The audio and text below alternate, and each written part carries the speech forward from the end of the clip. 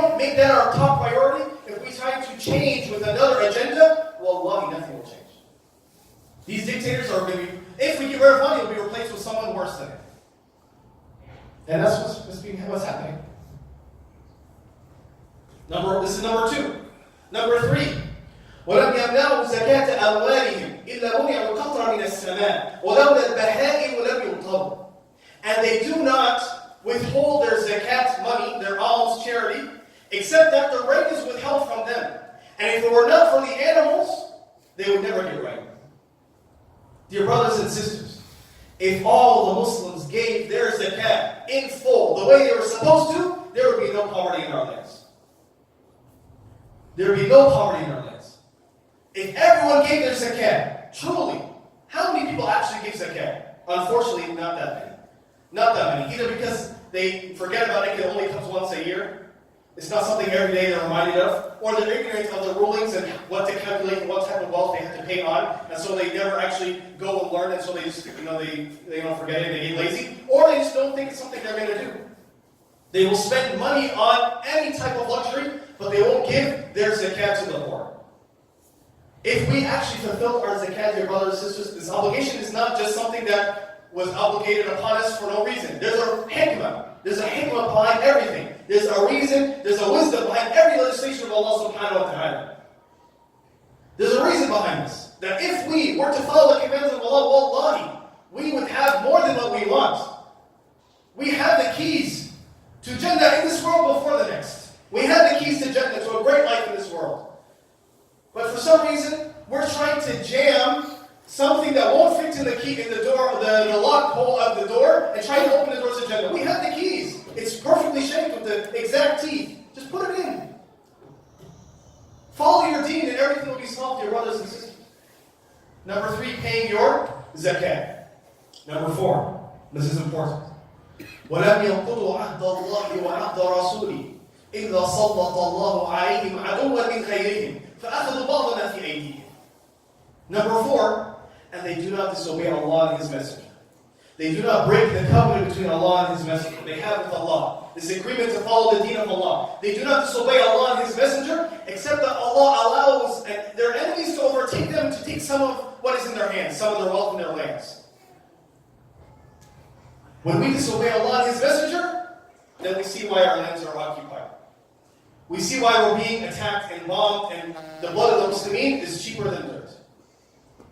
We see why people can oppress and say things about Muslims, they do and say things about us that they cannot do and say about anyone else.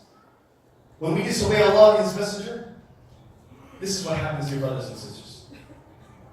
If you want our occupied territories to be free, if you want our property back that was taken from us, you want to have honor and izzah again, then obey Allah and His Messenger.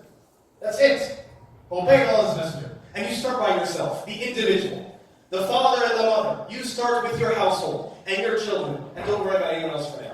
You get your household ready, then you do da'wah to the next person until they get their family. And when a city is complete, then a country will be complete, and then when nations start to be complete in following the deen, then the whole ummah will be rectified. You start with yourself.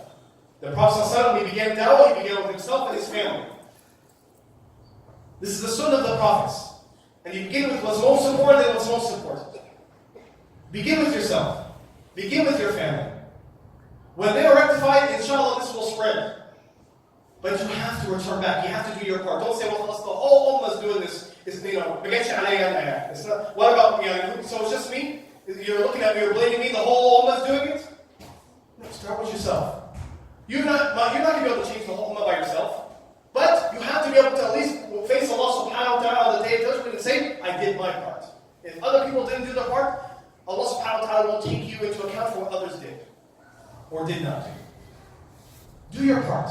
We return back to Allah and His Messenger, then we will get victory in our lands. We will have izzah again, inshallah ta'ala. This is number 4. And number 5, dear brothers and sisters, and this is important.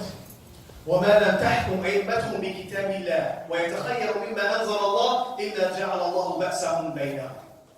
And if their rulers do not rule by the Sharia, when our countries do not rule by the book of Allah, they don't rule by the divine law, the perfect law, that lawgivers and lawmakers Non-Muslim lawmakers are the first ones to testify to the perfection of this law. My undergraduate study was in law. My master's and PhD is in Islamic law. And I can tell you, firsthand, in my undergraduate project was a comparison between Qawaneen al-Waqiyya and the Sharia, between man-made laws and Islamic law, especially with the recent, back then it was the banning in Oklahoma of Sharia law. Wallahi, dear brothers and sisters, the precision and the perfection and the depth of the Islamic law cannot be compared to any other law. There's nothing that can compare to it. There's nothing that comes close. And how could it when it's the law of the one above the seven heavens who is the most knowledgeable and the most wise?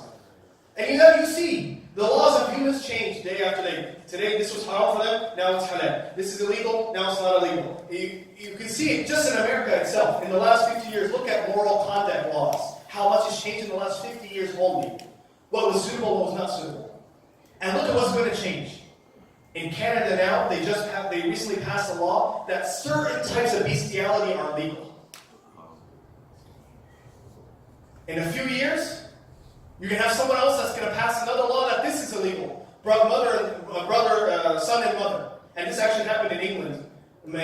Some guy with a white coat, and goggles. Well, scientifically and genetically, there's really nothing wrong with this.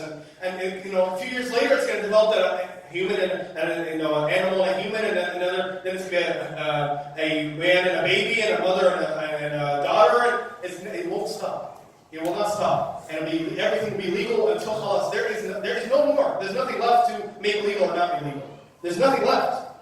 It's happening already. 50 years ago, certain types of illicit acts were completely forbidden. And within a short span of a few years, look at what's now legal in this country. So dear brothers and sisters, man-made law comes and goes and changes because it's not perfect.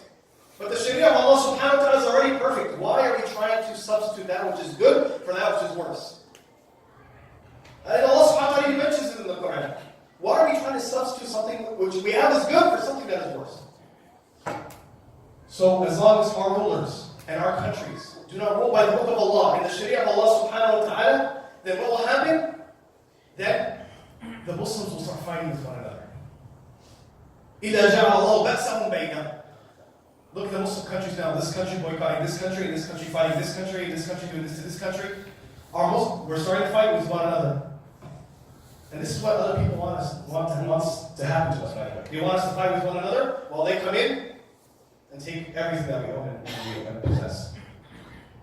So dear brothers and sisters, the Prophet ﷺ in this beautiful hadith and the one before it already described exactly what's going on for you right now. We talked about with Sheikh Khalid, us having a unique way of life.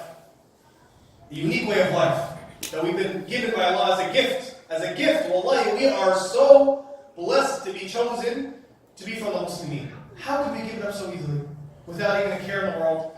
Just toss it aside like an old garment. After speaking about that, we are unique and we are different and we are chosen by Allah subhanahu wa ta'ala, then we have to talk about being proud of this. And this is what Sheikh Omar talked about, having izzah of this Islam that we've been given. And finally, I spoke about what happens when we give up this izzah and turn away from this chosen path. So dear brothers and sisters, the summary of this lecture is the hadith of the Prophet sallallahu alaihi wasallam, وَجُعِلَ الذُّلُّ وَالصَّغَارُ عَلَى مَنْ خَالَفَ أَمْرِي. And humiliation and defeat has been prescribed upon the one who goes against my way. Humiliation and defeat has been prescribed. This is a math equation. Dear brothers and sisters, we have spiritual laws that are more definitive than physical laws. We have spiritual laws that Allah subhanahu wa ta'ala has set that are more definitive than the laws of physics. I'm sorry for any scientists that take offense to this, but it's true. We have spiritual laws that Allah subhanahu wa ta'ala has established for this universe that are more definitive than the laws of physics. وَجُعِلَ الظُّلُّ وَالصَّغَارُ عَلَى مَنْ خَالَفَ أَمْرِي. And humiliation and defeat is prescribed upon the one who goes against my way. So we ask Allah subhanahu wa ta'ala to return the ummah back to Allah subhanahu wa ta'ala in a beautiful manner. We ask Allah subhanahu wa ta'ala to make us all from the means through which we bring others back to this beautiful religion. وصلى الله وسلم وبارك على سيدنا محمد وعلى اله وصحبه اجمعين. جزاكم الله خيرا.